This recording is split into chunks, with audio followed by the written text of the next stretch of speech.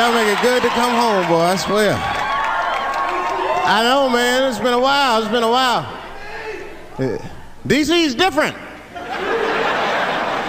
I've been gone, man. It took me years to be able to do this show, boy. DC has changed. It's different now.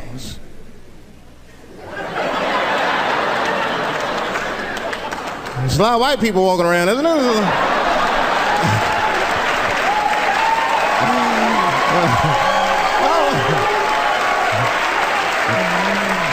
I mean, I left DC in the 80s. It was not like this in the 80s. When crack was going on. Remember when crack was going on? White people be looking at DC from Virginia with binoculars and shit. Well, that looks dangerous. Not yet. New white people. You can't scare these white people. I tried. Roll up on them. Boo! The hell is wrong with you?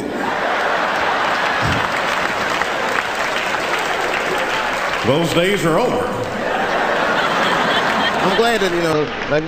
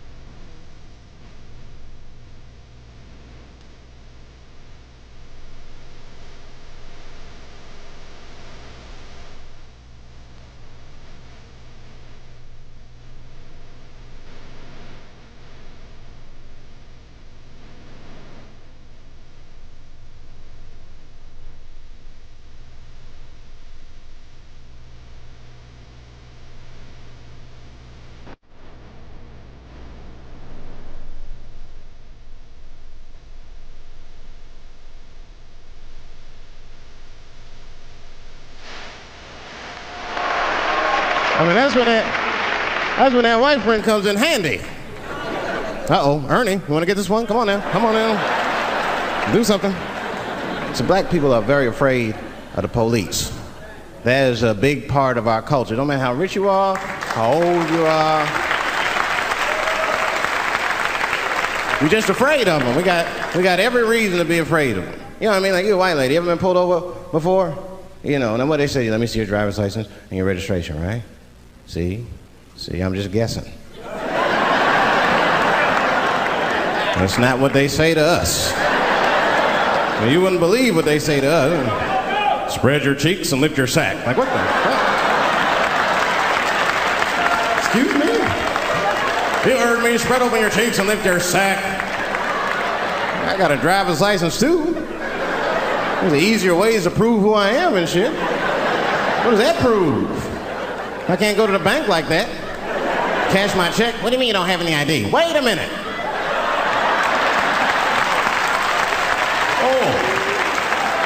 Oh, I'm sorry, Mr. Chappelle. Right this way. Why didn't you spread your cheeks in the beginning? Scared of them. I'm serious, man. You ever be at a red light, the police might pull up next to you. It won't be no big deal for you, but you know what? I'll fucking fall apart. Oh, nigga. Oh, don't look over there, nigga. No.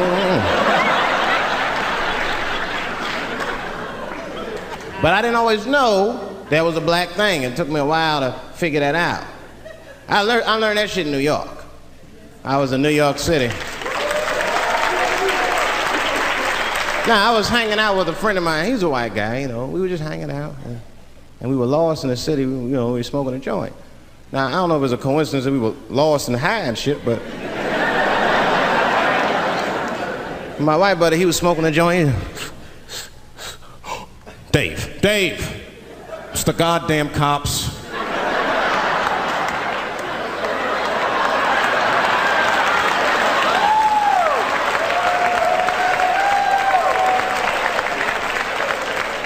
I'm gonna ask him for directions. I said, Chip, no! Chip, don't do it! It was too late. He was walking over there. This man was high as shit. Excuse me. Excuse me, sir. Touching him and shit. Excuse me. Need some information.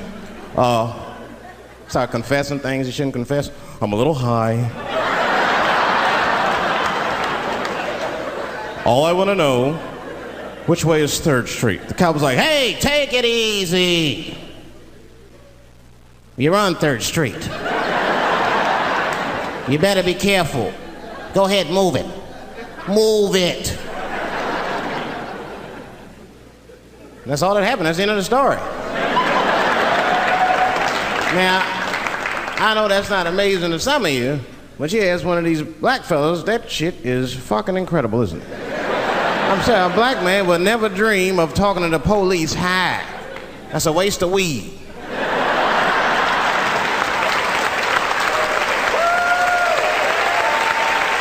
Serious. I mean, I'd be scared to talk to the police when I'm sleepy. They fuck around and get the wrong idea and shit. Oh my God. That nigga was on PCP, Johnson. I had to use necessary force. You saw him. No paperwork. Just sprinkle some crack on him. Let's get out of here. That's how it is. But at the time, I didn't think there was anything racial about it. I was just like, man, Chip, you got fucking lucky. You better be careful. But then another time, me and Chip are driving. Now, I'm not driving. Chip is driving, and he's driving a little crazy. He's been drinking. Now, I don't like to let my friends drive drunk, but, you know, I was smoking a joint. I couldn't really say shit to the guy.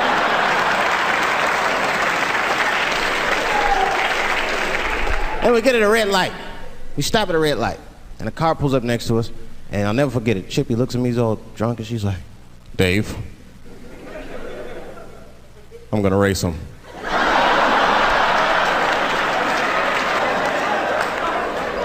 I knew it was a bad idea, but I was high. I tried to explain to him it was a bad idea, but all that came out was, well, nigga, sometimes you gotta race, I don't know.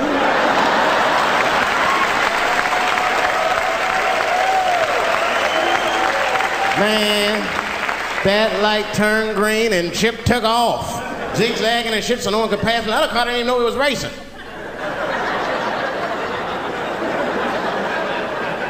Then the police seen us and pulled us over. Now you understand, I'm scared as shit. I mean, come on, the car smells like weed. I've been speeding, this man is fucking drunk. I was scared. Chip was not scared at all. It was weird, he didn't even turn his radio down. Isn't that weird a little bit? I mean, if you get pulled over, wouldn't you turn your radio down? Nobody want to get their ass beat to a soundtrack and shit. You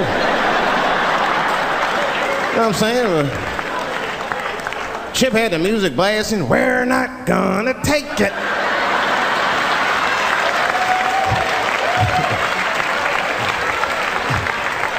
He looked at me and said, Dave, just relax. Close your butt cheeks. Just relax. Let me do the talking. You wanna know what he said? This is almost exactly what he said. I couldn't believe it. He says, oh. Sorry, officer, I didn't know I couldn't do that. I was fucking shocked. The cop said, well, now you know. Just get out of here. Just get the fuck out of here. Chip said, okay, I will, sir. Thank you. What? What's wrong with you, Dave? I didn't know I couldn't do that. He said, that was good, wasn't it? Because I did know I couldn't do that.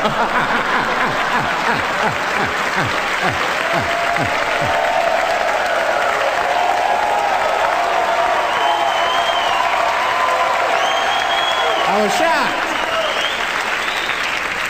I wasn't shocked at the audacity of it. I was just shocked because I would have never thought to say that. I don't think any black dude would think to say that because they know we know the law. Every black dude in this room is a qualified paralegal and shit. He knows the law. I mean, if one of us even start to do something wrong, an old black man will pop out of nowhere. Nigga, don't do that. That's 5 to 10. Watch out. Well, we know the laws and the penalties. Guy Chip didn't even know he couldn't race. I'm not saying I don't like police. I'm not saying that. I'm saying I'm just scared of them. Nothing wrong with that. Sometimes we want to call them too. Somebody broke into my house once. It's a good time to call them, but I don't. The house is too nice. It ain't a real nice house, but they never believe I lived in it. Oh, he's still here. Oh my God. Open and shut case, Johnson. I saw this once before when I was a rookie. Apparently this nigger broke in and hung up pictures of his family everywhere. Well, let's sprinkle some crack on him and get out of here.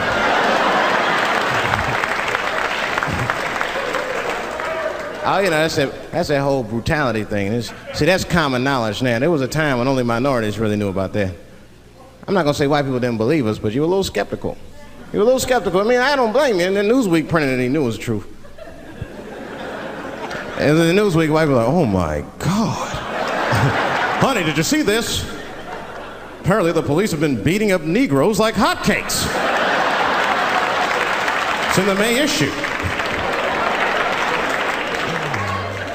I mean, really, how could you know, though? How could anyone else know? You know. I mean, maybe you should have seen something a little suspicious. Don't you think it was like a little suspicious? It's a little suspicious. Every dead black person the police find has crack sprinkled on them. I mean, come on, man. Come on, man. Who gets shot and sprinkles crack on themselves? Nobody would do that. Bam! Oh, oh.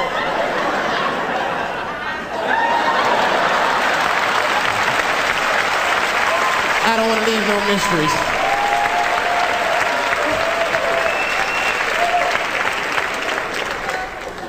I'm a paranoid guy, you know, that's how I am.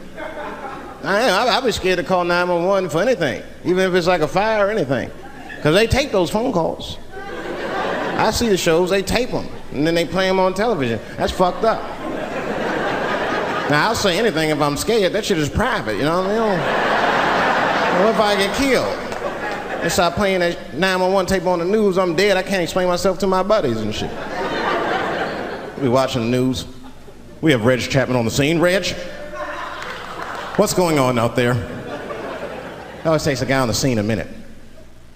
Hi, Bob. Hi, yes. We just got hold of a copy of Dave Chappelle's Frantic. 911 emergency call. Remember, viewers, some of this language is disturbing.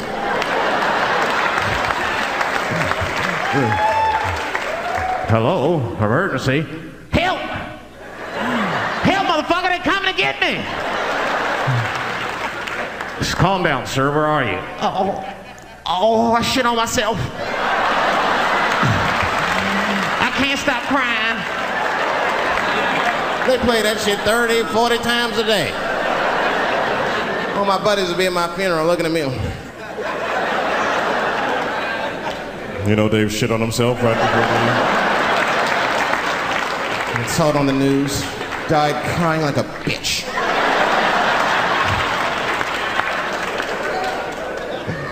I'll be dead. I can't defend myself. That's not a nice thing to do. That's not a nice thing to do. I mean, it's a 911 tape. How do they expect you to sound? Of course you're going to be scared. It's an emergency. There's nobody calls 911 cool and relaxed. That shit would sound ridiculous. Hello, emergency. Hi. Hey, 911, how are you? Yeah.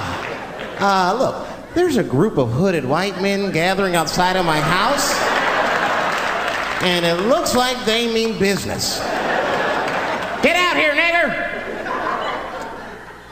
I gotta go. You guys try and hurry.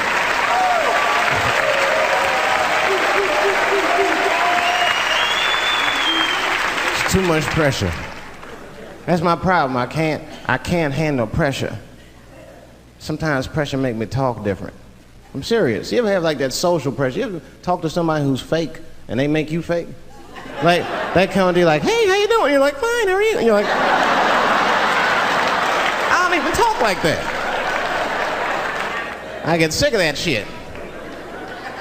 I do, it just makes me sick. Sometimes I'll talk crazy just to make myself feel better. You ever do that? Just start talking like crazy. Like, you ever hear this voice? Man. That's how bad guys used to talk in the 40s.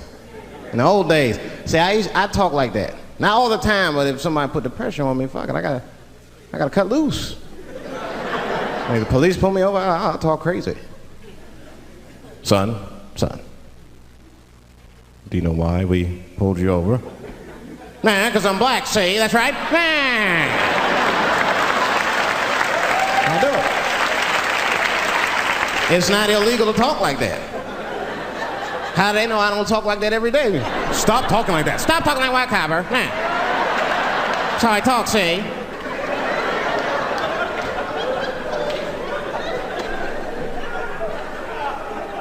You gotta make life interesting like that, because the shit is flimsy. Life is flimsy. You think you're gonna live forever, you ain't not gonna live forever. It's dangerous out here. We know what's going on. I travel now, you know. I used to think DC had the roughest ghettos in the country. Nah, nigga, I have seen some shit now. Oh, there's some rough areas outside of DC. Yeah, everybody should go to the ghetto. I was taken to the ghetto one time. That's the worst. When you get taken and you're not expecting to go. You know, usually you want to know when you go in the ghetto, like, I'm going to see some wild shit. I got to prepare myself. I'm going to see something crazy. When you're taken, it's different. I had a limousine driver. It was after a show. It was late at night. It was like 3 in the morning. I had a limousine driver. He was a nice guy, talking to me and shit. Oh, hey, where you from, dog? DC? Word? That's a rough city, man. And his cell phone started ringing. Hold on 1 second. Hello? Oh, what's up, nigga? What? What the fuck? Slow down. What? What the fuck? No! Fuck that, nigga. Fuck it. I'm on my way. Woo.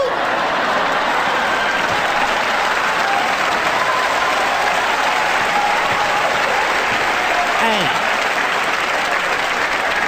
I gotta make a stop real quick. At 3 o'clock in the morning. I didn't know he was taking me to the ghetto at first. I started looking out the window. I was like, what the fuck? It's gun store, liquor store, gun store. Where the fuck are you taking me? This don't look good. He didn't say shit. He just pulled up in front of an old rickety building that looked like a project. Now, I'd never been there before. I'm not sure if it was a project, but it certainly had all the familiar symptoms of a project. A fucking crackhead ran this way.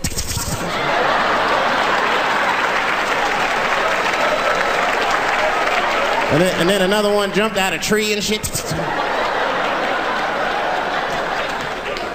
The driver said, I'll be right back. And left me. Took the keys with him and just left me. At 3 o'clock in the morning, in front of a project, in a fucking limousine.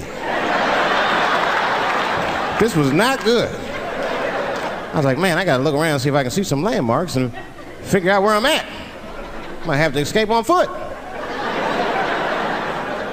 Now, this is when I knew I was in a bad neighborhood. You only see this in the worst neighborhoods. Remember, it's 3 o'clock in the morning. It's 3 o'clock in the morning. I look out the window. It was a fucking baby standing on a corner. Look at this. And the baby didn't even look scared. He was just standing there.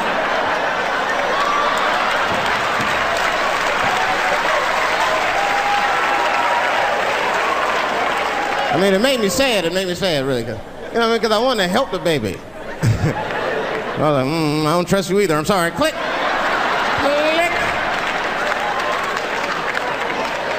The old baby on the corner trick, eh? I'm not gonna fall for that shit. Where's this limousine driver? You know, I start feeling bad. As time goes by, I start feeling worse. Like, man, what is wrong with me? What the hell's wrong? I'm scared of a baby. And this baby could be in trouble. He might need my help. I gotta do something. But I wasn't gonna get out the car. I'm serious, man. I just cracked the window a little bit. There's an old limousine, I could roll it down.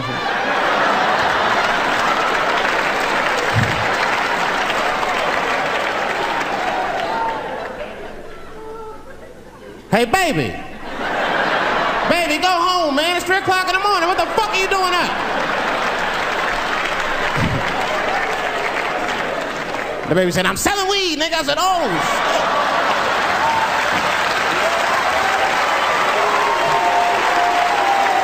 I wasn't expecting that. I'm serious. I had to buy 2 bags from the coma. Let me get 220. Got back in the car and rolled me a joint, man. So, that shit was scary, man. Every once in a while, like a crackhead would come up to the car and look in the window. It was like Jurassic Park and shit. He'd be looking on the car. Hey, get out of here, cracky. That baby was still standing there, man. Then I started feeling bad again. Yeah, weed make you feel guilty sometimes, you know. Man, what is wrong with me, man? I have just bought weed from an infant. I can't condone this kind of behavior. What am I thinking? I can't let the fear ruin my morals. Gotta do something.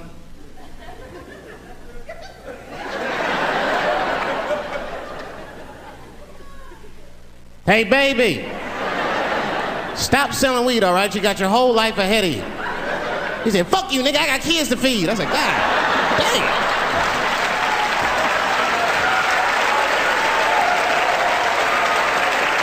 Sad. And just at that very moment, one of the crackheads was running across the street and got hit by a car. I know it was a hit and run. The police did it. That's all right, they sprinkled some crack on him and got back up.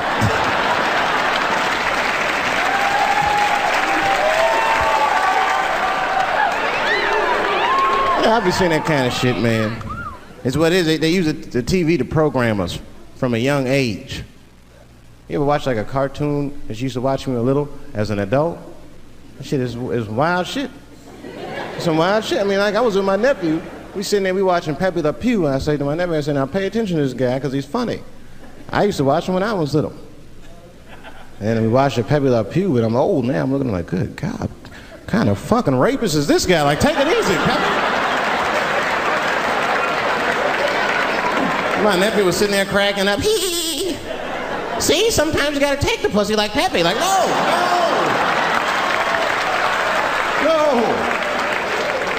I had to turn the channel real quick.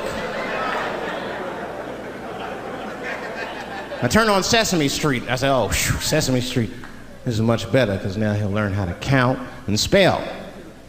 But now I'm watching it as an adult, and I realize Sesame Street teaches kids other things. It teaches kids how to judge people and label people. That's right. They got a character on there named Oscar. They treat this guy like shit the entire show. They judge him right in his face. Oscar, you are so mean. Isn't it, kids? Yeah, Oscar. You're a grouch. It's like, bitch, I live in a fucking trash can. I'm the poorest motherfucker on Sesame Street. Nobody's helping me. Then you wonder why your kids grow up and step over homeless people. Get it together, grouch. Get a job, grouch. So don't even tell me how to get to Sesame Street. That is a terrible place. I wouldn't go there if I knew the way. Who would want to live in a neighborhood like that? Fucking 6-foot pigeons walking around. And an elephant that's a junkie. Hi, bird. Yeah, that's right, Snuffy. Hi, bird, I'm sick. I need some smack, bird. Then Cookie Monster with his eyes popping out his head, screaming, cookie, cookie, cookie, like, ugh. What kind of cookies are you talking about? Chocolate chips don't do that to people. And then they had the nerve to put a pimp on there. They didn't come out and say he's a pimp, but I know a pimp when I see one. They called him the Count. Had a cape and everything. You could just see him pimping. Bitch, where is my money? You've been late 4 times, I've been counting. How many times must I smack you before you act right? 1, 2 smacks.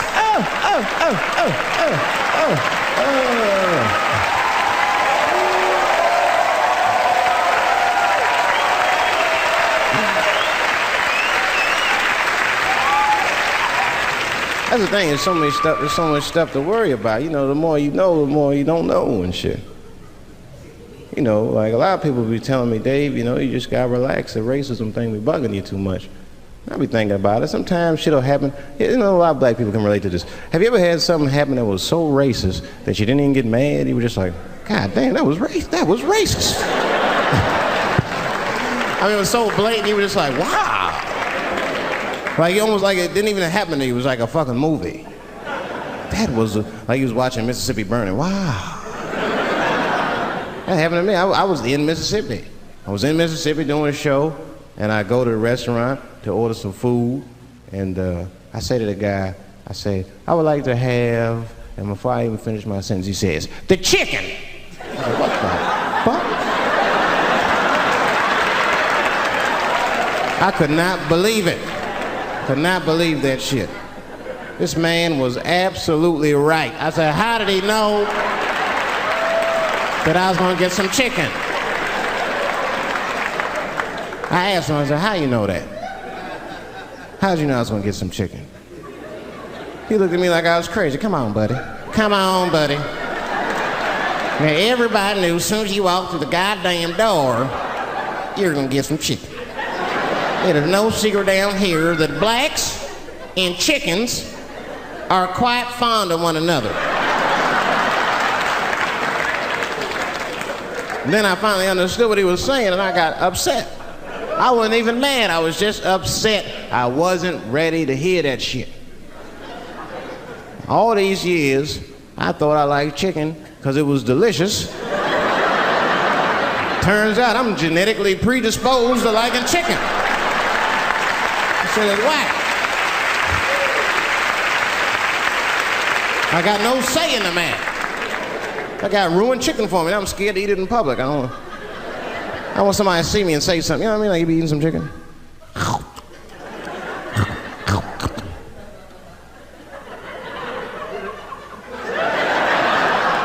Look at him. He loves it. Just like it said in the encyclopedia. Look how happy he looks.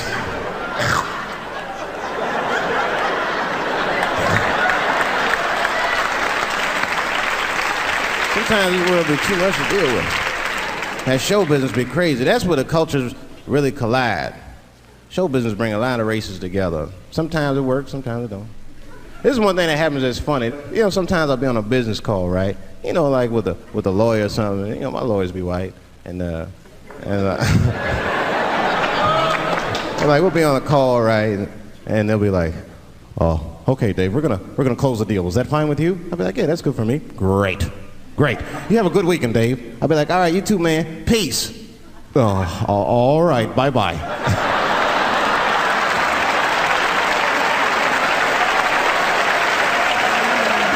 I don't know what to say, right? So sometimes I'll make up shit that's not even slang, just to see how they handle it and shit. It'd be the same business go, all right, we're gonna close the deal. Is that fine with you, Dave? Yeah, sounds good to me. Great. You have a good weekend, Dave. All right, buddy. Zip it up and zip it out. Oh. All right. Zippity-doo-dah. Bye-bye.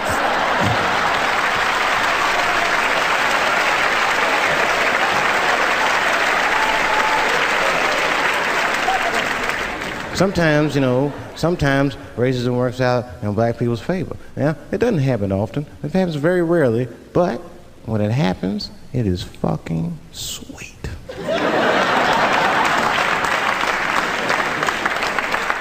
I'm serious.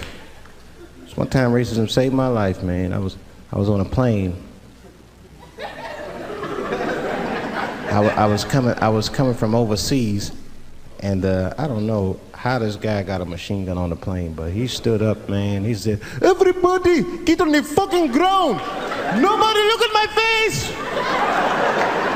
I started freaking out. Because he was Chinese, I was like, why is he talking like that?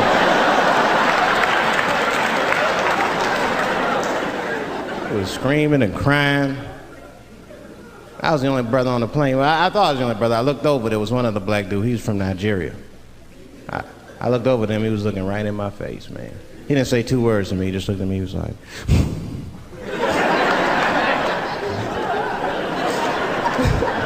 He didn't need to talk, I knew just what he was talking about. I looked right back at him, I was like...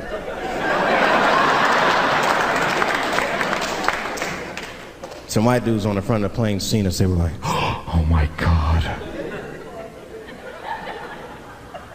I think those black guys are gonna try to save us."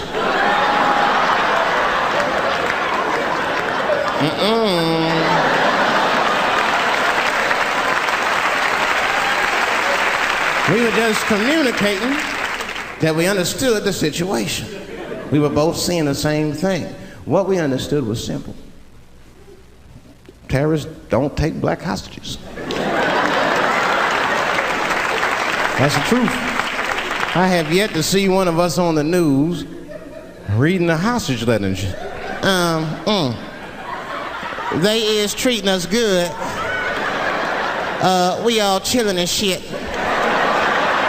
I'd like to give a shout out to Ray Ray and Big Steve and send some Newport.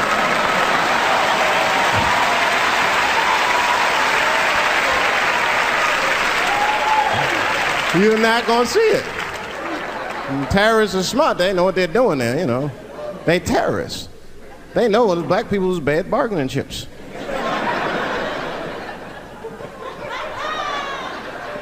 They called the White House and said, "Hello, we have got 5 black, hello?"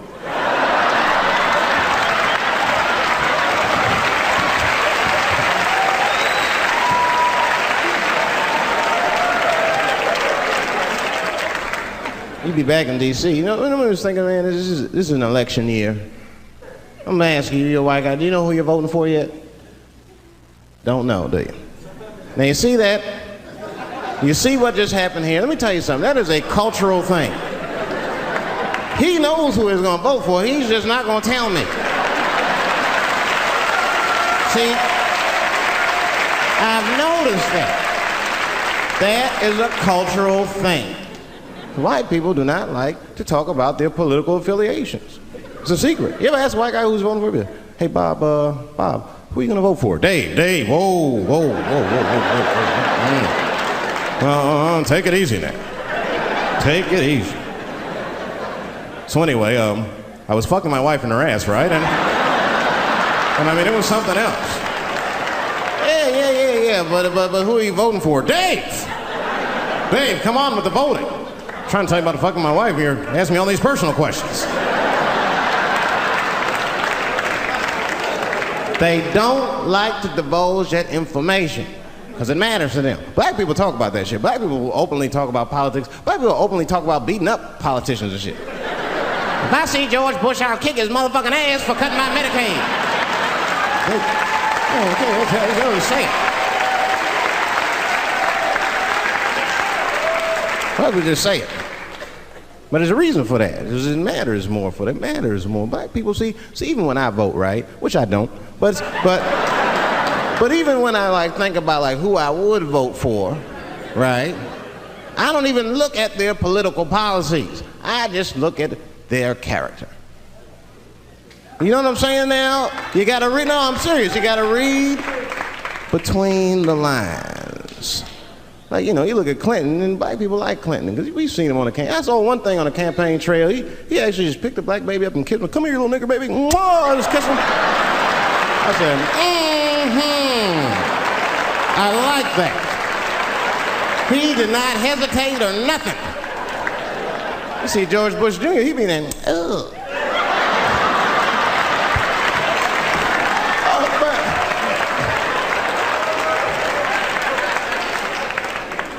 Like, see, I'd never vote for George Bush Jr., but I don't know George Bush Jr.'s politics. Only thing I know about George Bush Jr. is that guy sniffed cocaine. That's right. Now listen, we cannot have that shit in the White House. That might be fine for a mayor, but goddamn it, not in the White House. Not in the White House. You know what I'm saying? The stakes are too high in the White House. Can't have no cokehead president. He be selling nuclear secrets for $20, $30 and shit.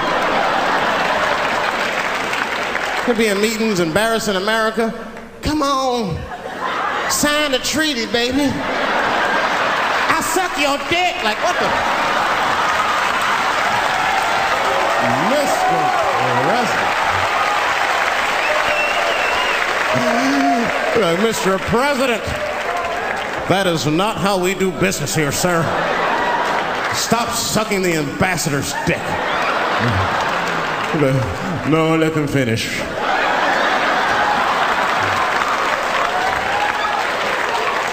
I will sign the treaty. There will be peace in Israel finally. I'd vote for Clinton again if I could. At least it's always better.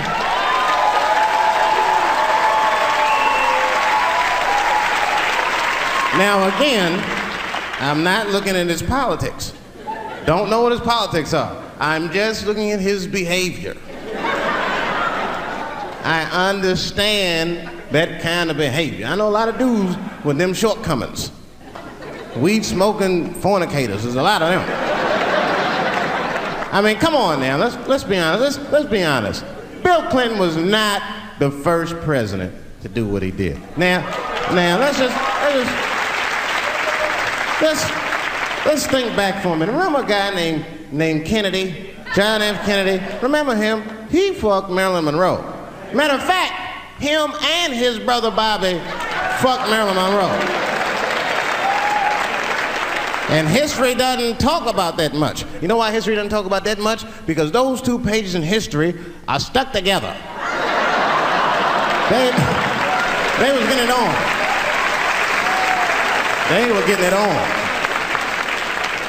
I seen the tapes. Remember the tapes? She'd be singing on there. See this party, stressing them out. Happy birthday, Mr. President. Bitch, my family's here.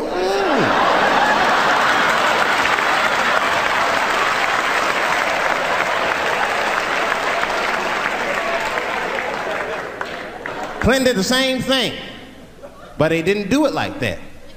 Because it's the year 2000, he's busier than Kennedy was. He was a busy man. Clinton did that kind of thing the way busy men do it. You know what busy men do?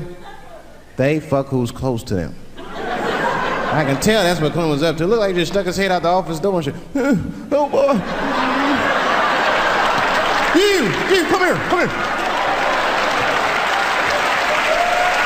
I made my penis suck for my 3:30, come on. Oh boy.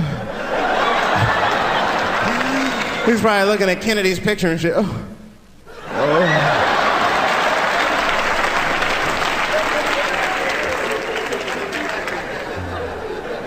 And then to top it off, he lied, which I thought that was special.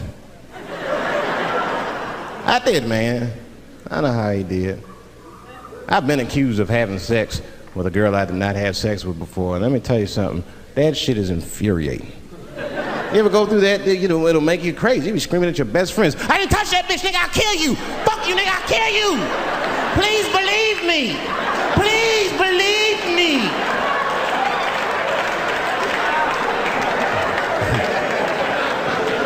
And Clinton didn't do it like that, did he?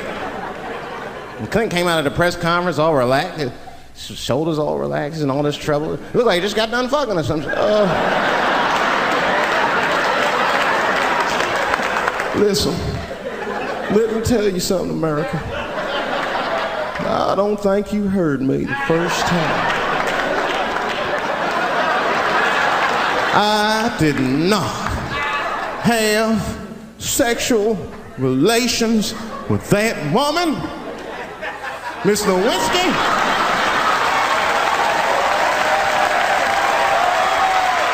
No, he didn't.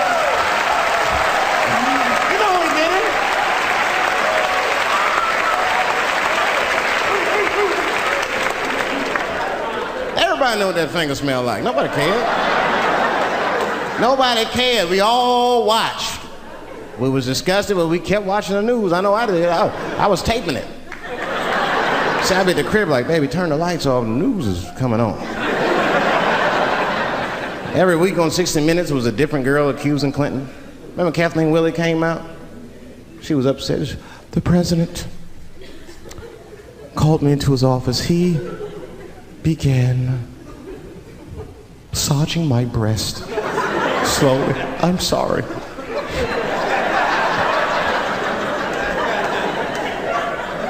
And then he placed my hand on his genitals. Ed Bradley was shocked. Was he aroused? I was at home like, yeah, was he aroused?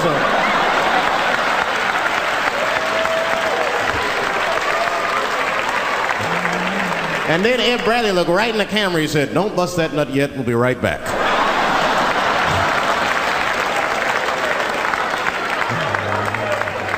Oh, man, the news had never been so good. But there were no victims. There were no victims. Only one I feel sorry for is that Lewinsky. I feel a little sorry for her. Don't y'all feel a little sorry for her at all? God damn, y'all, come on, man. Have a heart. That's a hard thing to be famous for, man. I mean, nobody want to be the most famous cocksucker of all times and shit. I feel bad for her. Not even the women feel sorry for her a little bit, ladies? Now that's jealousy. That's what that is. I mean, come on, y'all. That's one dick that girl sucked. It's gonna haunt her for the rest of her life. Long after she spent that money up, that's still gonna haunt her. And I know there's a lot of women in here with at least one dick they regret. And I bet you it wasn't a president's dick. I bet you worked at Kenny Shoes or Safeway or some shit like that. Don't go judging her. Don't go judging her. See, we gotta stop judging people. That girl was young, and she made a mistake that young girls make. She wanted to fuck a powerful man, period. That's as far as she thought it through. She wasn't thinking about how powerful the president was. She didn't have no wisdom. An older woman would have helped everybody. An older woman would have been in there, you know, you should lower taxes. You know what I'm saying? The older one would have sucked us into utopia. The last thing I'm going to say about it is this, that he is a famous man.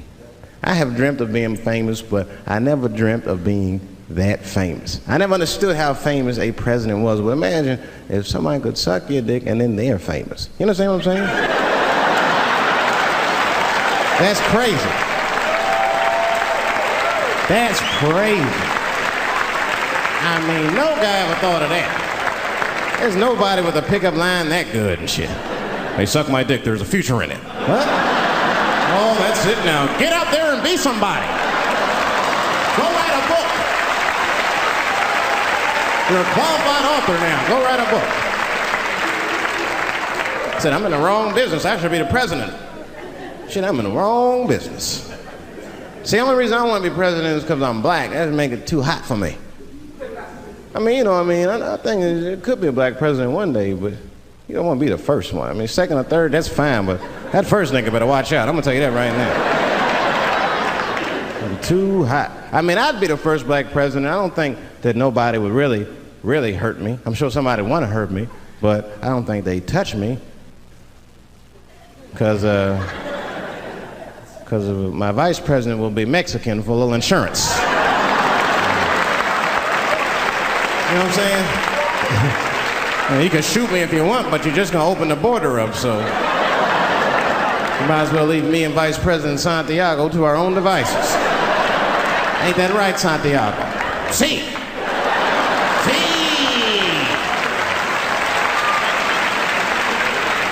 Elian can stay.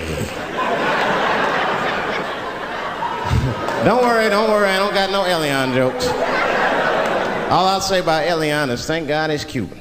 Because if he was Haitian, you'd have never heard about his ass.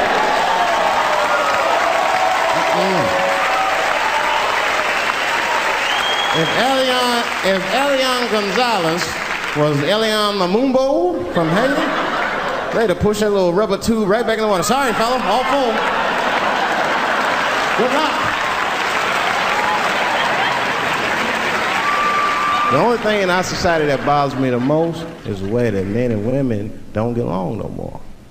That's really what's bugging me about it. Men and women just don't get along. Like I hear women say this all the time. I know a lot of you sisters be like, chivalry is dead. Don't you? Don't y'all feel that way? Like men aren't gentlemen anymore?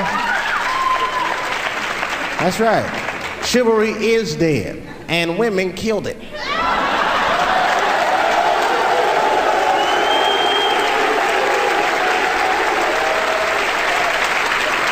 There's a fundamental difference in the way we're going to see things. We're not going to see eye to eye on this issue. We're just not. Our tests in life are different.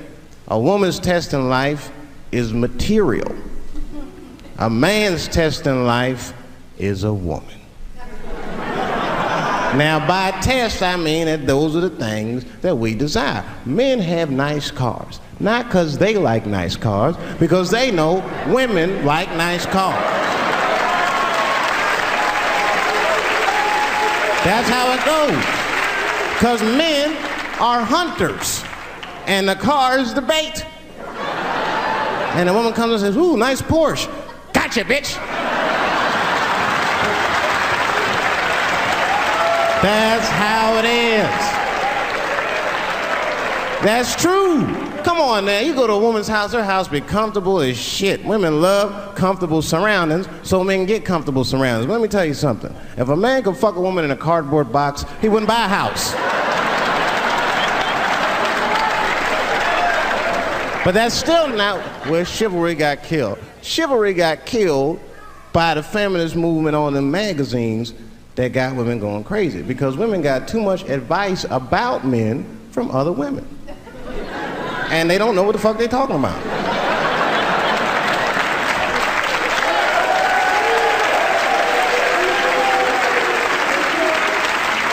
It's true. I see this shit in the magazines.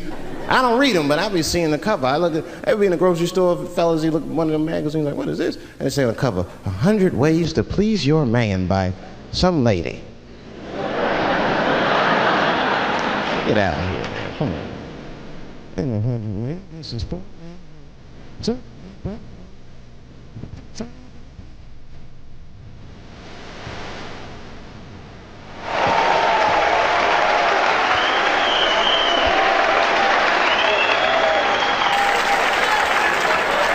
then the magazines trick the women. The magazines start picking at your self-esteem. Every page you turn, you start feeling fatter and uglier, and you feel like your clothes aren't good enough. And the magazines have you forgetting how fucking beautiful you are. And that's what happens. Now look what happens.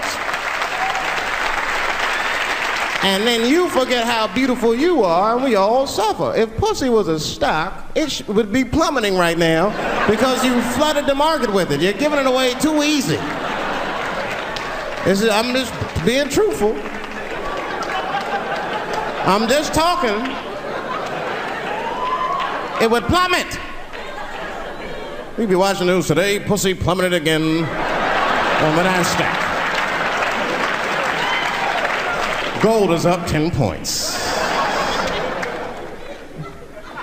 You can see it. You ever have this happen? This is how confusing it is. This is the practical application of what I'm talking about. Like a guy be out, this happens to a lot of guys, you be out at a club, bar, right? You're kicking with your boys, and a girl walks by, and man, she looks good.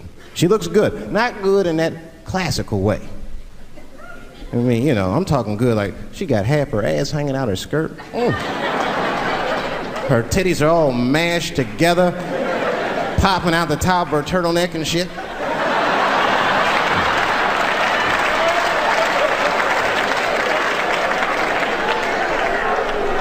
And you with your buddies, right?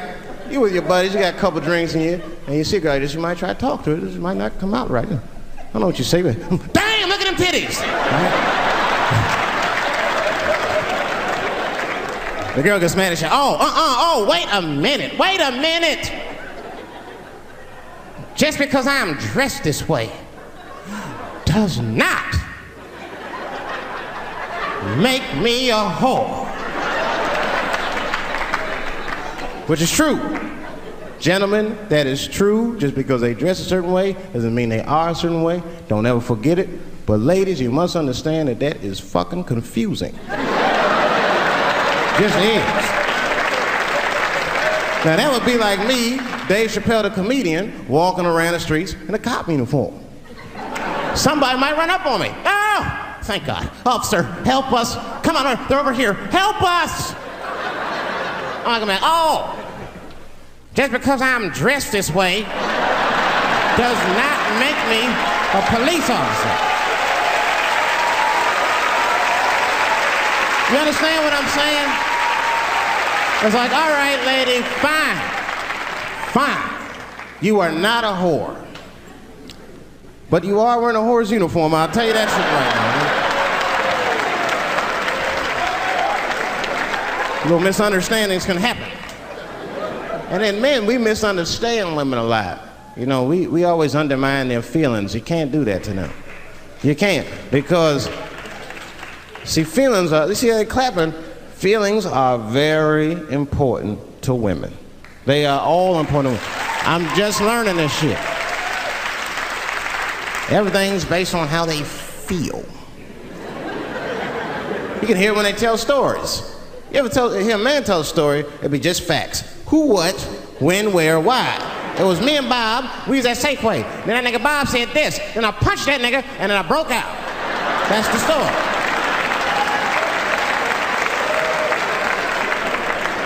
That's the story. Women tell stories, all these feelings. And, well, first of all, you have to understand, I was on my period, and I just talked to my mother, so I was feeling like, God damn, there's so many feelings. What the fuck happened? Get to it. But I gotta talk about them. Gotta talk about them. That's how they always get me. I'll be sitting there, watching TV, chilling and shit. My old lady come up to me. David, we need to talk. Fuck! I don't say that out loud. That's how I feel inside. Because I know every time we need to talk about some shit that I gotta do. We don't ever have to talk about anything she needs to do.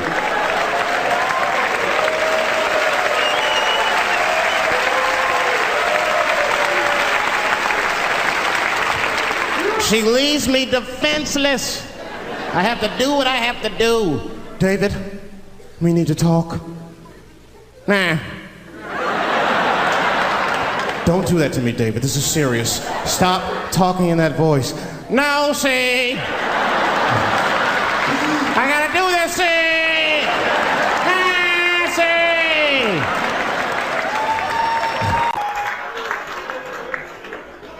I complain, but I'm happy I'm with somebody. I don't want to be single. I don't like that. Sometimes you go to them single clubs, you see too much. I was on the road, one club, and I seen a thing they call a thong contest.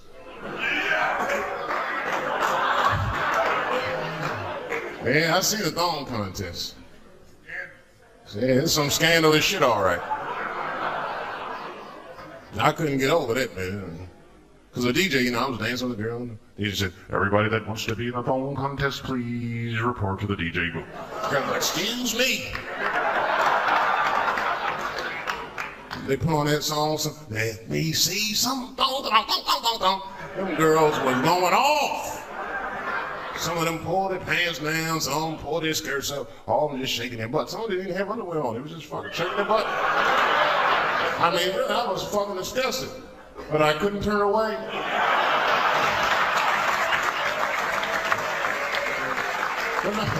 Please, for the squeamish, just plug your ears. All right, one of the girls, you get so into it, there's no cops around, right? But she actually, I'm sorry to tell y'all this, she spreads her butt cheeks open. She spreads her butt cheeks open in the middle of a crowded disco, right? I was disgusted because I was like 10 yards away from her. I was like, oh my God.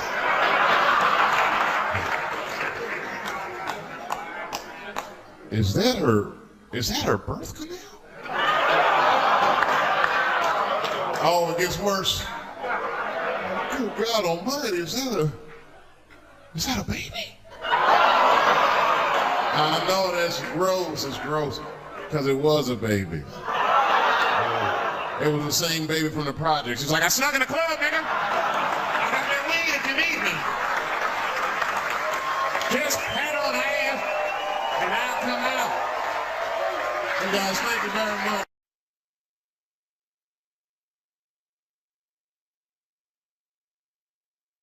Sometimes the funniest thing to say is mean. You know what I mean? It's a tough position to be in. So I say a lot of mean things. But you guys got to remember, I'm not saying it to be mean. I'm saying it because it's funny. And everything's funny till it happens to you.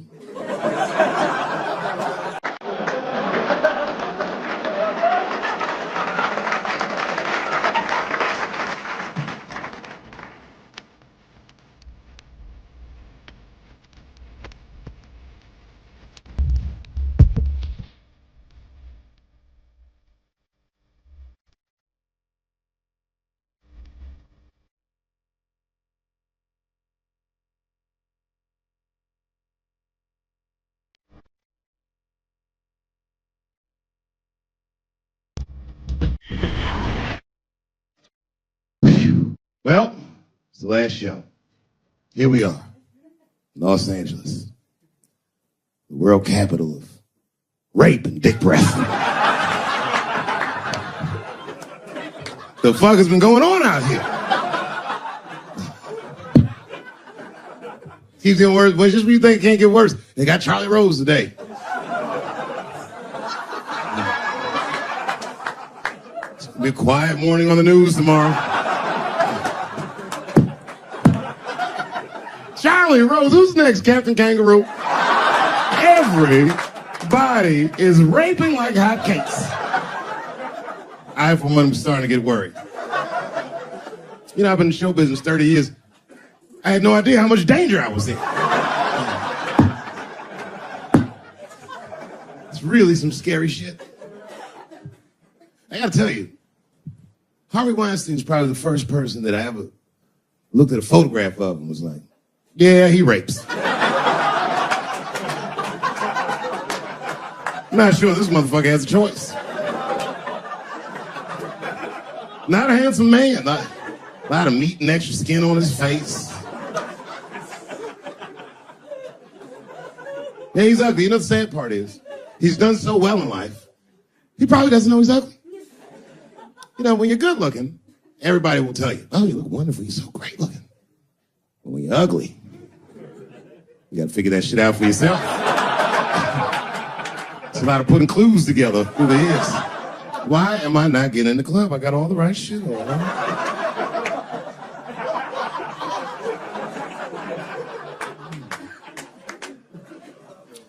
If it was Brad Pitt doing that shit, he wouldn't have heard a peep. The girl just come back down like, I got the part.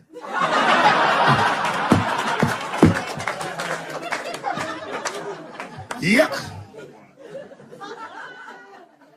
Yet, it is important that I acknowledge, ladies, you are absolutely right.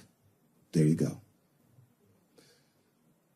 They gotta all be mindful of that, guys, because this could happen to any of us. It could happen to me. I can see that. I can see myself showing up. Hi, I'm here for my 3 a.m. with Mr. Weinstein.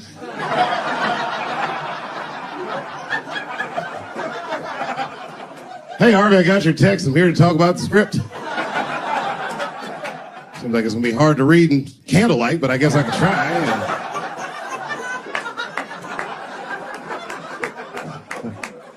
Sound like a fucking nightmare. Could you imagine that shit? Could you imagine if you was in a business meeting and a motherfucker pulled their dick out? In the middle of the meeting, I'd be like, yo, my man, this is the most unprofessional shit I've ever seen in all my days. Just let me finish, Dave Chappelle. I'll put you in all 3 Lord of the Rings.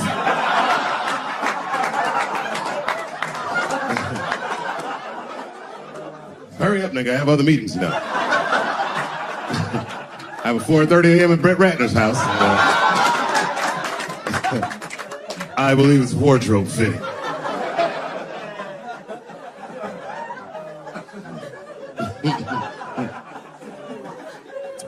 Wow. I mean, it is really bad out here, isn't it? Kevin Spacey's out here grabbing men by the pussy. I didn't even know that was possible. Jesus Christ. You got the guy from Star Trek, The Next Generation. That's what we got. Last time, it sounded like he was more than that, but that's who set it off. He's 14 years old, and Kevin Spacey cost him at a party, which I gotta say, by the way, for the record. Been to a lot of parties in my day. Never been to a good one that had 14-year-old boys in it. Not even when I was 13, you know what I mean? Who wants to kick with a bunch of hubba bubba chewing niggas like, have a good time, nigga. Yeah. Ironically, the kid grew up to be gay anyway, which means Kevin Spacey sniffed that shit out like a truffle pig. Yeah, he's one of me. And not the victim blame, but it seems like the kind of situation that a gay 14-year-old would get himself into. I know I didn't say that right, but it's true, nigga. Like, you know why I say that, though? Because I went to an arts high school, and like, all them niggas was gay, man. Like, in high school, all them dudes was gay. And them gay dudes was way more mature than the rest of us, and we didn't know why. We just knew they was mature. You ever see a gay dude at lunch? Perfect posture, they can sit there. Eating responsible. Then they take that thermos out, they'd be like, what the fuck is that? Is this nigga drinking wine with lunch?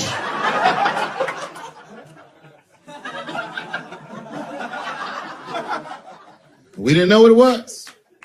Because we were young boys, we were just trying to figure out who we were. And we didn't realize these gay dudes was fighting to be who they knew they already were. Some impressive shit. They were fearless, the gay kids. Fucking fearless. I've never seen a scared gay dude in my life. What kind of man has no fear? You'd be tied up in a hostage situation with a gay dude. Them niggas would still be like, I'm thirsty.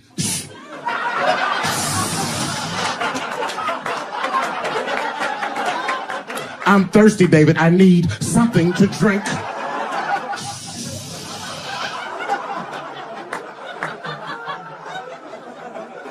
Well, then shoot me. I would rather die of a bullet than dehydration, nigga. I am thirsty. I need some water.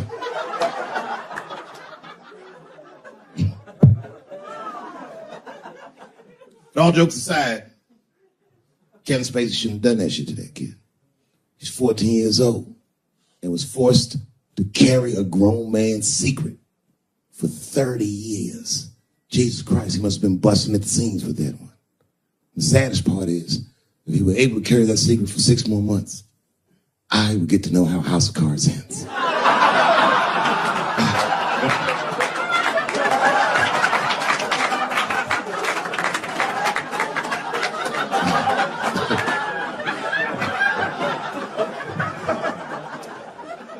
Yep, ladies and gentlemen, these are dark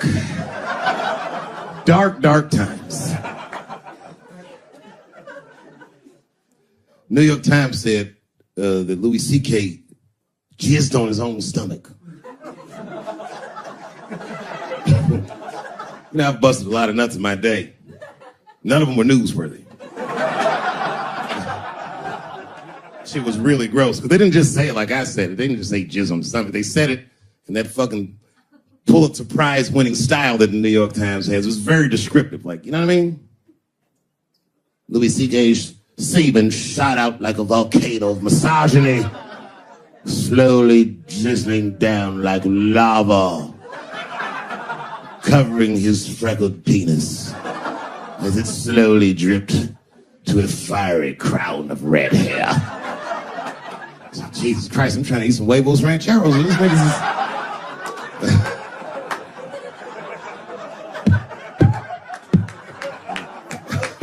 You know, the tough part, being a comedian, knowing the motherfuckers, everybody comes up to me like, did you know? Did you know what Louis was doing? No, bitch, I did not know. The fuck you think we talk about at the comedy club? Hey, nigga, how was the weekend? Great, man. I'm just jerking off in faces and coming on my own stomach, having a good time. You know how this business is. No, I didn't know. They act like we sit around like Grease. Tell me more, tell me more. Then she put up a fight. Dun, dun, dun, dun, dun, dun, dun, dun, dun, dun. Sorry, I don't know the choreography, but you get the point. You get the point.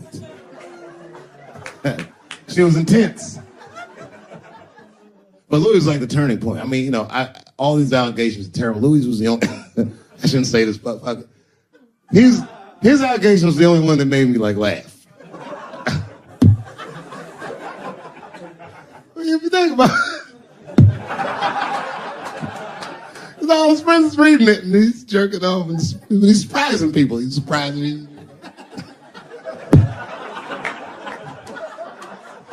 I just picture all the comics in comedy just reading it like, what?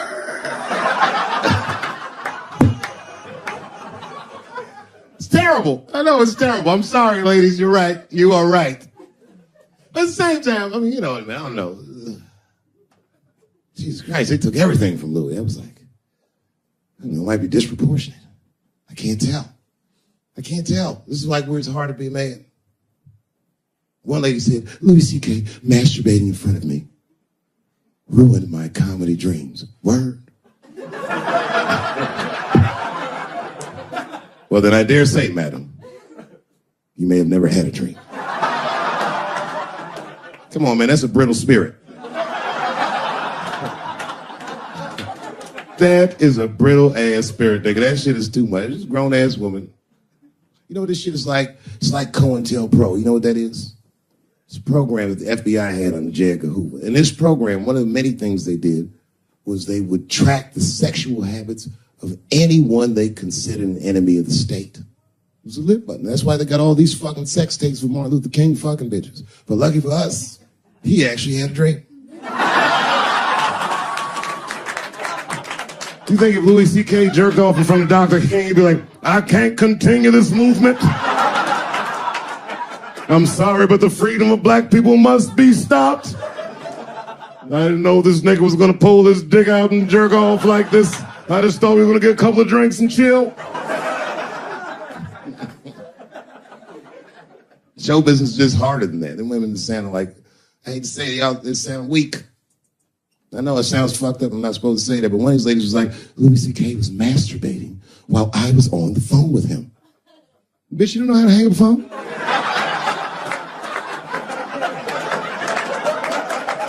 How the fuck are you going to survive in show business if this is an actual obstacle to your dreams? I know Louis is wrong, ma'am. I'm just saying I'm held to a higher standard of accountability than these women are.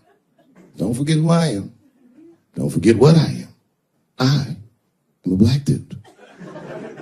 And don't ever forget how I got here. My ancestors were kidnapped. I don't even know where the fuck I'm from. They were put on the bottom of boats. They sailed them across the Atlantic. Many of them died. Only the strongest survived. And once they got here, they beat the humanity out of my people. They turned us into beasts of burdens. They made us do their work. And the irony is, hundreds of years later, they called us lazy. We fought in the Civil War. We damn near freed ourselves. Then in Reconstruction, black people did great. My great-grandfather was a very wealthy man. But then the black codes came, Jim Crow came, and it was 100 years of unspeakable oppression again. Lynchings, all kinds of terroristic acts to keep us in the margins of society. And yet we still fought. And Dr. King was born. And then things got better. 20 years after Dr. King was assassinated, Michael Jackson was moonwalking on television. Something, something, something. Barack Obama.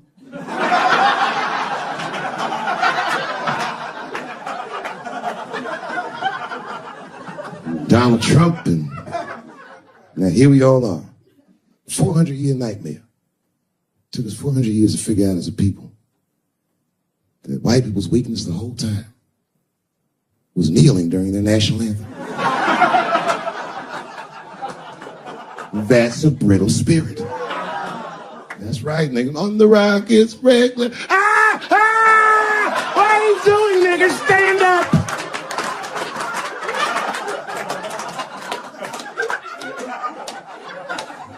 The vice president of the United States got involved. Mike Pence got involved. He went to the game himself. These niggas will have to stand when they sit down. And all them football players looked up in the stands and saw Mike Pence and said, Mike Pence, come on, y'all. Wu-Tang. Pow! Oh! Foiled. Brittle spirit. I could kill every white person in America at one time. You know how I'd do it? I would just wait for the Super Bowl. And right when they sang the national anthem, I'd have O.J. Simpson walk to the 50-yard line with them bad knees. Is that O.J. Simpson on the field? What the hell is he doing here? Oh, I know what he's gonna do. Stop him!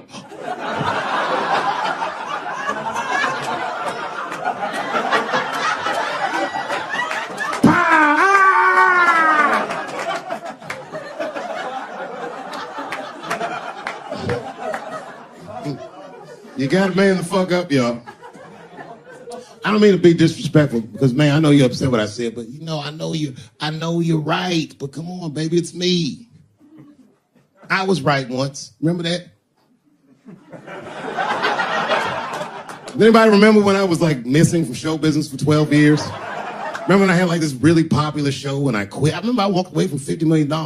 A lot harder than walking away from Louis' freckled dick.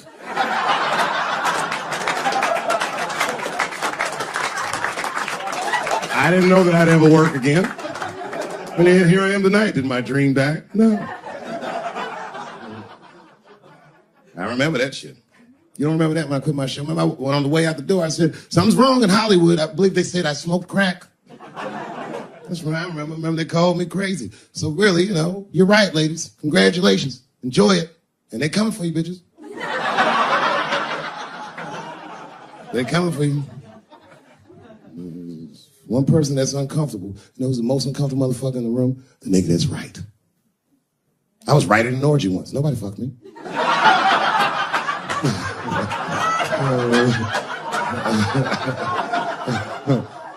was just walking around like Tom Cruise at the movie, just looking. And ruined the whole orgy by accident. It's easier to ruin an orgy than you think. All you gotta do is wait for it to get kind of quiet and then go, ew.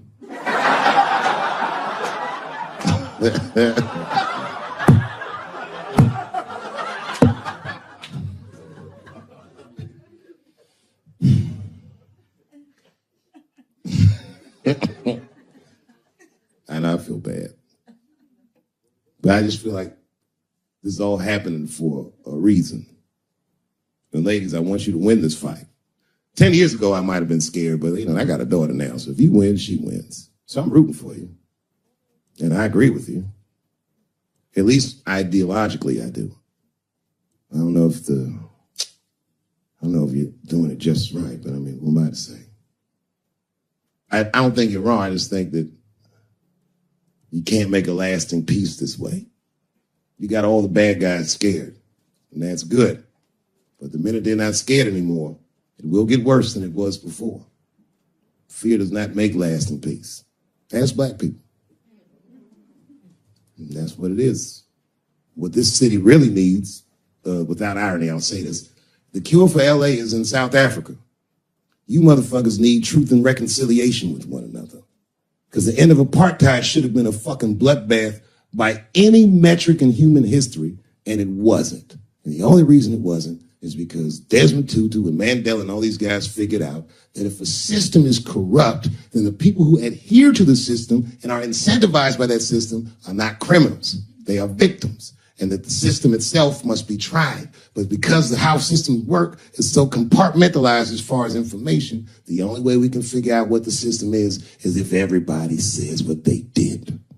Tell them how you participated. Because men want to help, they're just scared. Because Ben Affleck tried to help. Hey, what happened to these ladies is disgusting. Oh, nigga, you grabbed a titty in 95. All right, fellas, I'm out. Fuck that, I ain't helping.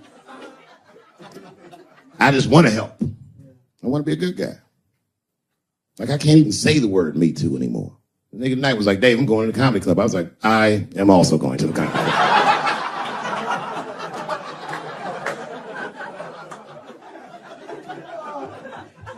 And I didn't even know it was happening, but I guess I became like a feminist in the last 3 weeks because I can't watch porn the same. Like I watch it sometimes, but I can't click on these motherfucking thumbnails, not with those titles. Guy crams young girl in the ass with hard right. I can't click on that. Come on, nigga, give me something I can click on. Dude gets sucked off by a midget. Little person, I say to myself. Takes me hours to find one clip. What the hell is this? Marginally groomed feminist enjoys consensual sex with a vaguely homosexual guy with penis the same color as mine. Click.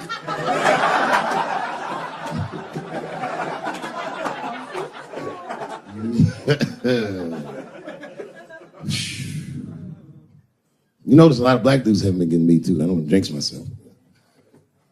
You know why? Obviously, black women go through the same thing, right? The reason is because black women from slavery won't tell on us because they know that no matter how bad we black dudes are, white dudes are very mean. They're scared to see us get punished. My wife is Asian. She tell on me in a goddamn second.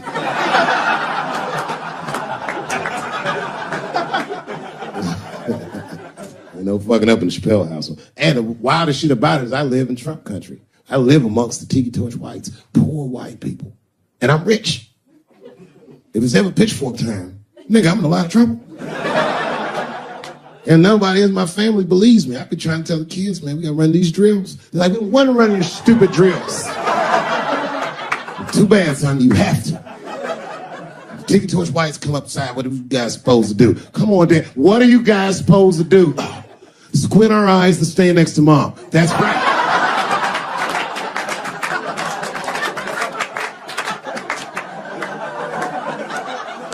And what are you gonna bring me? Your gun and your groundskeeper uniform. That's right. I'll go outside and see what they want.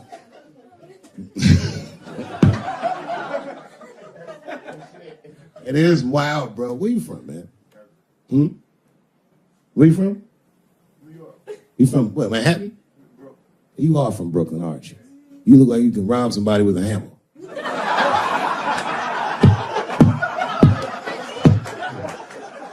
Brooklyn niggas rob you with shit they find around the house. I just got stabbed with a toothbrush.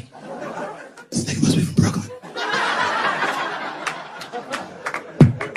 I'm fucking around. Yeah, man. Well, you ladies are right. To be honest with you, your lives look terrifying to me. They do, man. I know nothing about being a woman, but I know fear. Yo, I used to live in New York when I was 17, and I couldn't even pay my bills. You know what I did to make money? I used to do shows for drug dealers that wanted to clean their money up. One time I did a real good set, and these motherfuckers called me in the back room. They gave me $25,000 in cash. I was probably 18, 19 years old. I was scared. I thanked them profusely. I put that money in my backpack. I jumped on the subway and started heading towards Brooklyn at 1 o'clock in the morning. Never been that terrified in my life. Because I never in my life had something that somebody else would want. I thought to myself, Jesus Christ, if motherfuckers knew how much money I had in this backpack, they'd kill me for it. Then I thought, holy shit. What if I had a pussy on me all the time?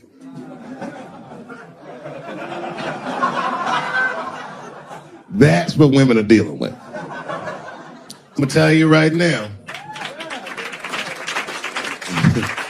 It's real talk. If them same drug dealers gave me pussy and said, put this in your backpack and take it to Brooklyn, I'd be like, nigga, I can't accept this. I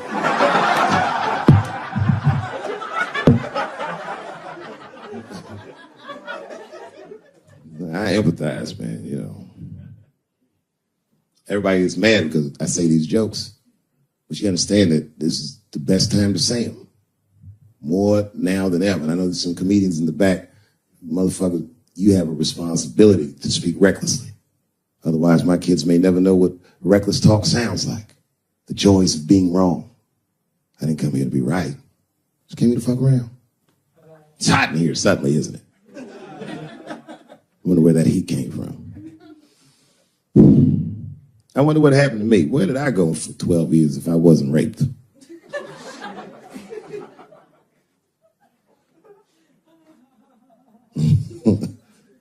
maybe there's something else going on. Maybe these rapes aren't even the worst of it. Wouldn't that be something? Wouldn't that be something? You can go ahead and go to the bathroom, Brooklyn. You don't need to hear this shit.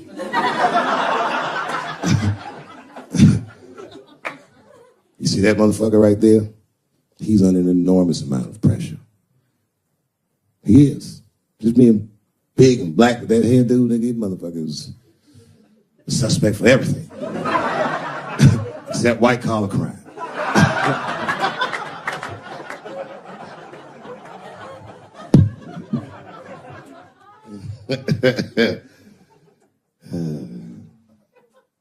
Sometimes I want to talk about where I went, but y'all don't even want to know.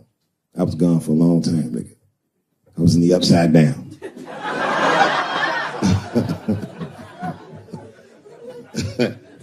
Scary being a white dude now, isn't it? A little bit, no? Well, you're not gonna get me too. But you know what I mean? It's funny for black dudes to see white people go through this because this is how it always is for us. All my heroes is either murdered by the government or registered sex offenders. Sad, I know, man. But we've already been through it. Like Michael Jackson. Remember when they said all that shit about Michael Jackson? They never proved anything till his dying day. But they said that he did some very heinous things.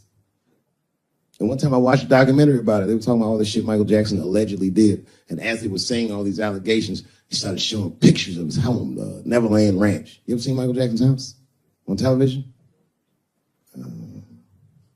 Well, the short of it is, there's a lot of things for kids to do with that place.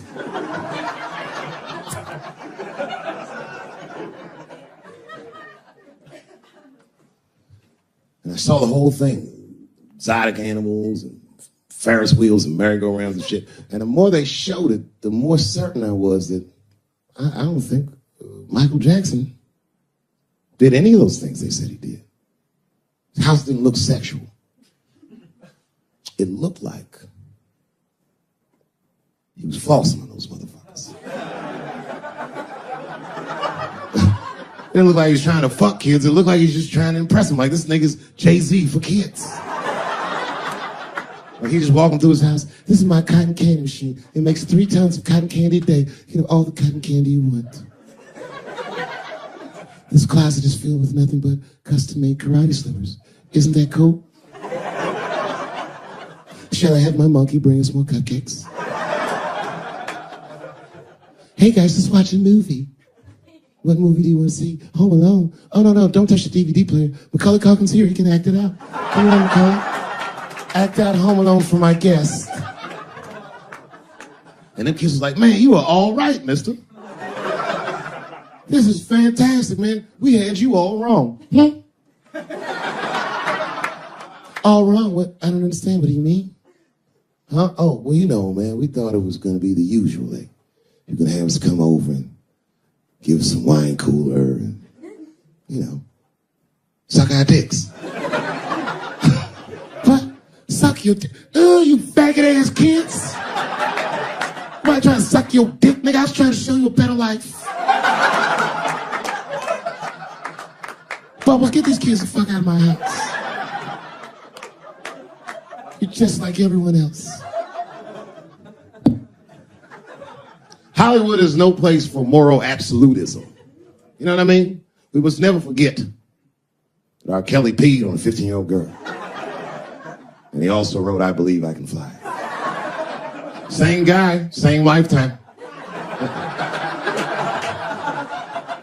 If I showed you that video of him peeing on that girl and scored it to I Believe I Can Fly, he'd be torn. I used to think that I could not go on. You wouldn't know how to feel if I could see it.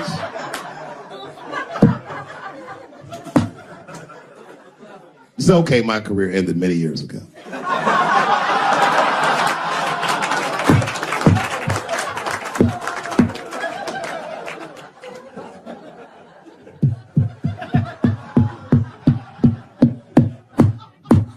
Order. No, I'm terrible. I'm sorry, everybody. I'm sorry. Want to know what happened to me?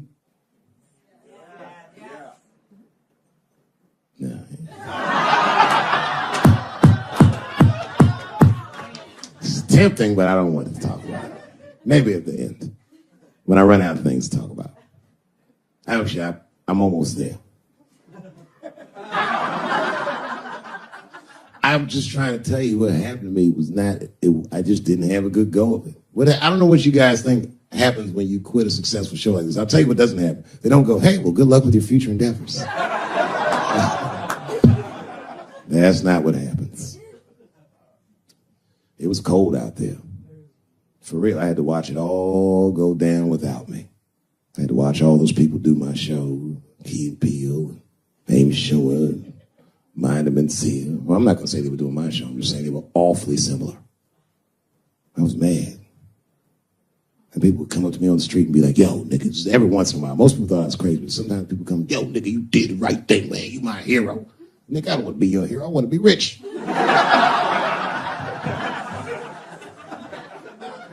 Never choose to be a hero, because heroes die uncomfortable deaths. All I wanted to be was Paul Revere. I just needed one heroic moment, you understand? Paul Revere's ride was only one night.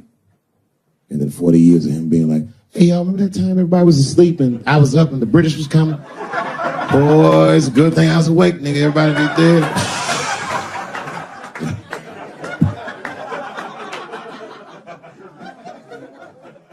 That's why I want to start a GoFundMe for Colin Kaepernick. I do, man. I'm fascinated with him.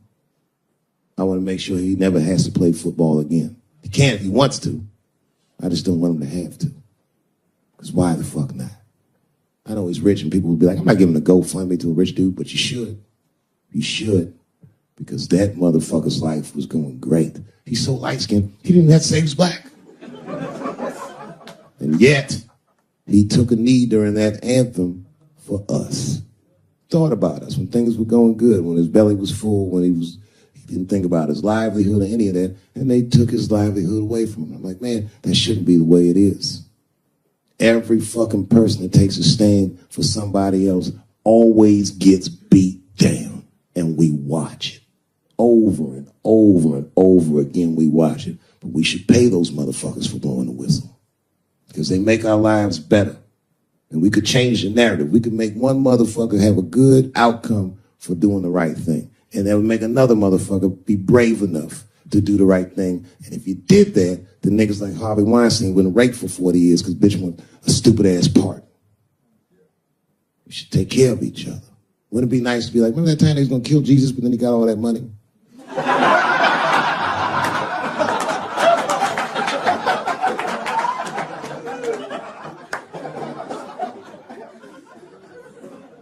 Real talk, man. It's not a racial thing. It's about us making our society better. It's about like even these women that are coming forward and they will say they're brave, and many of them are. And a few of them sucked the dick and got buyer's remorse.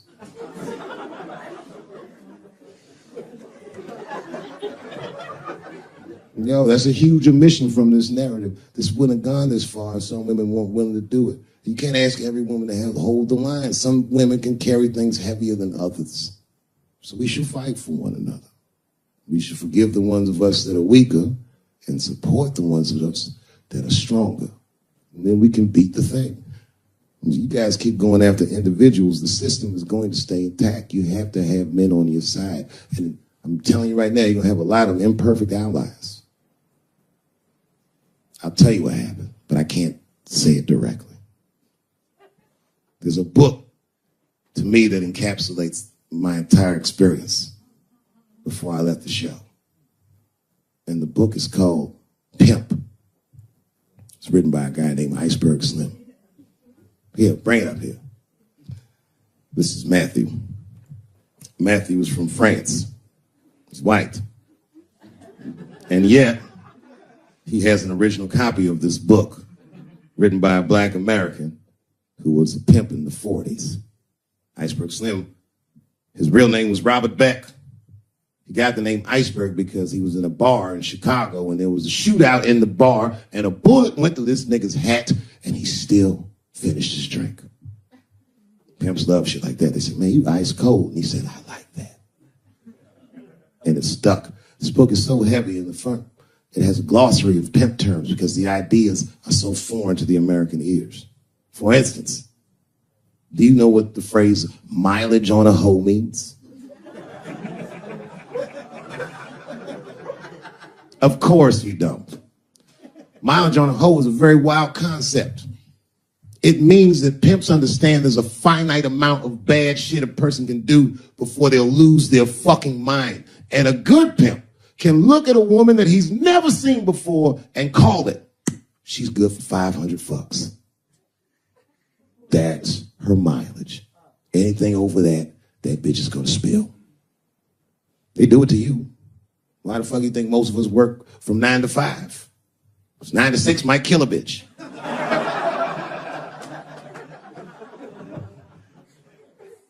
Iceberg Slim was the one that broke down what a bottom bitch was. Does anyone know what a bottom bitch is? Anyone? What's a bottom bitch, sir? It's your prostitute that's the best out of all of them, that brings in the most money. That's right. That's exactly right. Are you black? That's right. A bottom bitch is a pimp's number one hoe. She's even a bitch that helps him keep the other bitches in line. I will repeat. She's even the bitch that helps him keep the other bitches in line. If the pimp was McDonald's, then the bottom bitch is French fries. The rest of them bitches like fish sandwiches and cherry pies and shit like that. Iceberg Slim breaks down some of the coldest capitalist concepts I've ever heard in my life. He describes in detail how these men break women so that they will give them the money that they make with their own bodies. There's a story in here so cold it makes me shudder to think about it. Well, Iceberg Slim is trying to control a woman that he finds uncontrollable. So he asks older pimp how he can rein her in. And the older pimp says, oh, that's easy, Iceberg. All you have to do is beat that bitch with a coat hanger and then run her a bath and give her some pills. She'll be so grateful that you fixed her that she'll forget you were the motherfucker that beat her in the first place. That's some cold shit. Now, at the end of this book, Iceberg Slim tells a story. It's kind of the crescendo of the book. And in the story, Iceberg Slim's bottom bitch is at the end of her mileage. If she was good for 500 fucks, she was at 498. She was bubbling. You could see it. She was going crazy. She started saying all kinds of shit. Oh, I always wanted to be in the circus. Circus, this bitch is loose. I can juggle too, you know. Juggle. He had to let her go. It's hard to let her go. A bottom bitch go. And he wasn't ready to let her go because his organization couldn't handle losing her. But she didn't know that. She didn't know how important she was. So what he did was he called her to a night-up. He said, look, bitch, you and I got to part ways. She said, fine, motherfucker. I don't need you anyway because I know somebody at Ringling Brothers. She was like, all right, bitch, whatever. I got one last trick for you. It's a big money trick. You do this for me, you get paid, I get paid, and we go our separate ways. She said, fine, motherfucker, what do you want me to do? He said, okay, there's a guy in that hotel across the street. He's waiting for you in room number 7. Once you go over there, I want you to fuck him. But before you do, I need you to put some of this stuff in his drink. And then he's going to fall asleep. When he does, there's a briefcase on his bed. Bring the briefcase to me. That's the trick, bitch. Can you handle it? She said, fuck yeah, I can handle it. I can't wait to get rid of you. And she ran outside, jumped on a unicycle, and pedaled across the street. And Iceberg watched her. He was like, man, she's pretty good. Man, if I never jerked off in her face, maybe she would have been in the circus right now.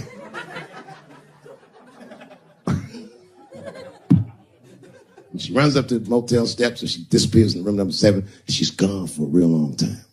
Real long time. So long, in fact, that Iceberg got a little worried. But then, suddenly, she came back. He said, what's going on, bitch? Where's the briefcase? She said, I didn't get it, Daddy. He said, what do you mean you didn't get the briefcase, bitch? What's wrong with you? She said, oh, I did everything you said, but that man don't look right.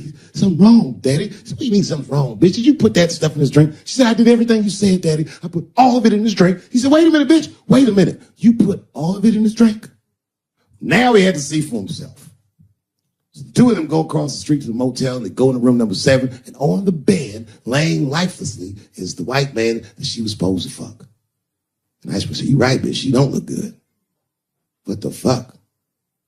So he called a friend of his that was a doctor that was close by. And the doctor came in, gave the guy a thorough examination, and told them both what was obvious. Slim, this motherfucker is dead. Oh, God, Daddy. Oh, no. Oh, no, we killed him. He said, calm down, bitch. We didn't do anything. You killed this motherfucker. And then he reached under the bed and he grabbed the briefcase. He popped it open. It was filled with money. More money than any of them had ever seen. And Iceberg took a little bit of the money and gave it to the doctor, and the doctor left discreetly. All right, bitch, let me think. I can fix this for you. I know somebody I can call. But if I call him, I'm going to owe these motherfuckers a big favor. Oh, God, Daddy, please. I don't want to go to jail. Neither do I, bitch, so will you shut up? She picked up the phone. She heard him mumbling on the phone a little bit. He hung up the phone, and she was pacing the room, and he was just standing there cool, and they were waiting, and suddenly a van pulled up downstairs. Two guys get out with a carpet. They walk upstairs. They roll that carpet out on the floor. They throw the body in the carpet. They roll that motherfucker up like a burrito. They pick that shit up, and they throw it in the back of the van. They come back up, and Iceberg opens the briefcase again and gives them a little money. He says, I'll get in touch with you guys later. They say, you're not going to get in touch with us at all. We'll find you. He said, whatever, nigga. And they bounced. Oh, God, Daddy, oh, God. He says, relax, bitch. Listen, we getting the fuck out of here. You go downstairs, you get the car. We got to leave separately. She went, she got the car.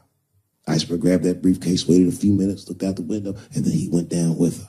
They both got in the car, and they drove off. She was a blubbering mess. Oh, you did all this shit. He said, I told you, bitch, we didn't do anything. You killed a motherfucker, and I cleaned him up. And now we got us a secret, okay? Now, I know I'm not going to tell, bitch. It's you? Oh, no, I ain't going to tell. He said, all right, baby, cool. I'm going to need you to stay with me for a while till this shit cools down. She goes, okay. That's the game. That's how the whole shit works, ladies. You understand? This bitch was at the end of her mileage. She was at 498. She ended up tricking for Iceberg for another 6 months. She must have turned another 200 tricks for him. Do you understand? Some cold shit. And the cold shit about it is that the dead guy on the bed wasn't even dead at all. This motherfucker was just a friend of Iceberg's acting like he's asleep. The doctor wasn't a doctor. It was a motherfucking butcher that happened to have a white coat. And the dudes who came with the moving van clothes was dressed like movers because they were movers. Iceberg had gotten a new apartment. And the bag of money was Iceberg's money in the first place. The money he got from all those women. That's a cold game. That's the motherfucking capitalist manifesto. And that's why I went to South Africa.